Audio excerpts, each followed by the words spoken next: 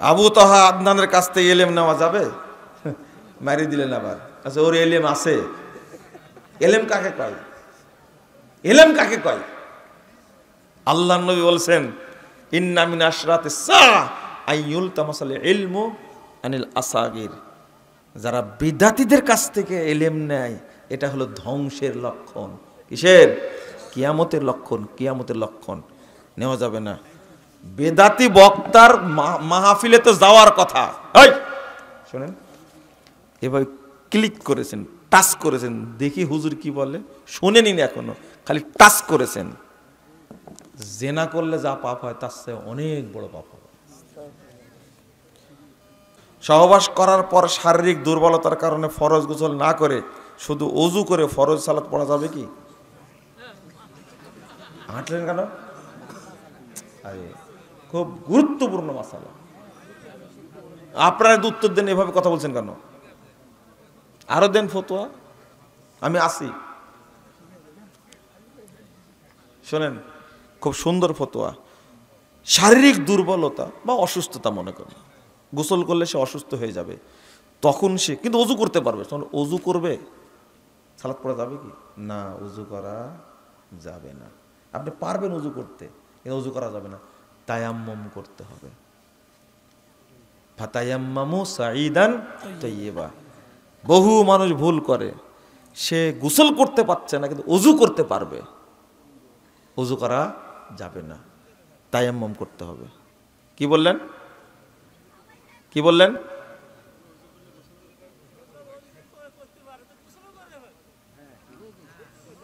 এই জন্য আপনার বাড়ি গাইবান্ধা, তাই না? শোনেন শোনেন, আর কোনোদিন সারি মাসালা নিয়ে এইভাবে কথা বলবেন না। এটা আল্লাহর কথা উচ্চারণ করে বললাম।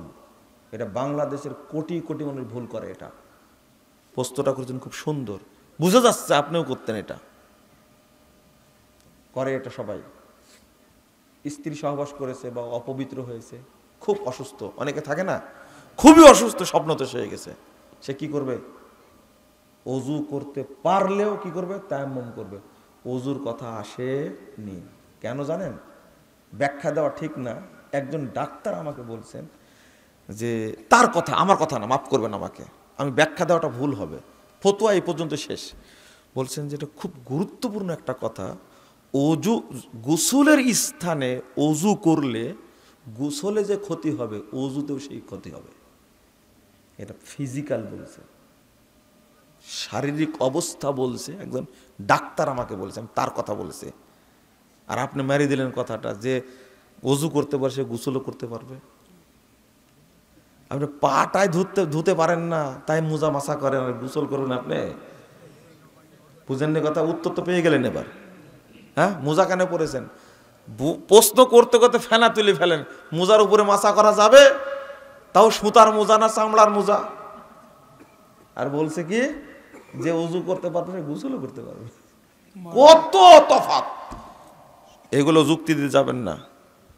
আপনি গোসল করতে পারবেন না, স্ত্রী সহবাস করেছেন, অসুস্থ হতে পারেন, অসুস্থতা বেড়ে যেতে পারে, আপনি সরাসরি তায়াম্মুম করবেন। এটাই হলো শরীয়ত। মনে থাকবে, যুক্তি দিয়ে কখনো বলবেন না যে আমি তো অজু করতে পারবো, অজু করব। জি, বড় বড় আলেমের গোলামি আছে, তারা মাসালা জানে না, ও বুঝের উপরে, মানহাজের উপরে কর্তৃত্ব করতে চায়। মানহাজ বুঝে না যারা, তাদের সমস্যা। রাসূলের সুন্নাহর আদর্শ কি এক? বুঝিয়ে বলবেন। দেখছেন, জটিল ব্যাপার একটা। আপনি ভালো একটা পথ বের করেছেন, বেদাতিরা বের করেছে সুন্নাহর হাদিস আলাদা, আর আপনি বের করেছেন কি? সুন্নাহর আদর্শ আলাদা কিনা। ভালো হয়ে যান, ভালো হয়ে যান। ওই যে বলেছেন না, মাসুদ তুমি ভালো হয়ে যাও, রাওয়াহু আবদুল কাদের, আপনাকে বললাম ভালো হয়ে যান। জুমার নামাজে ইমাম সাহেব একাই সূরা ফাতিহা পড়বে না মুক্তাদিরা পড়বে? মানে খুব চালাকি করতে চেয়েছে, তাই না?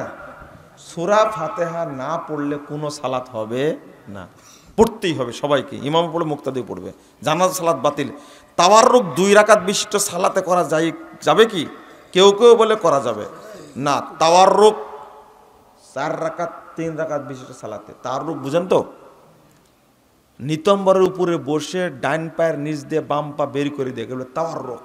এটা চলবে শুধু 4 রাকাত সালাতে, 3 রাকাত সালাতে। 1 রাকাত সালাতে, 2 রাকাত সালাতে তাওয়াররুকের কথা হাদিসে আসেনি। এটা একটু ব্যাখ্যা আছে। কি বললাম আপনি? বললাম না আপনি মুখে হাত দিয়ে আছেন, বুঝবেন কি করে? আমি বলছি 1 রাকাত সালাতে, 2 রাকাত সালাতে তাওয়াররুক লাগবে না। মেয়ে লোকের মাথার পরিত্যক্ত চুল বিক্রি করা যাবে কি না? মাটির নিচে পুঁতে দিবেন।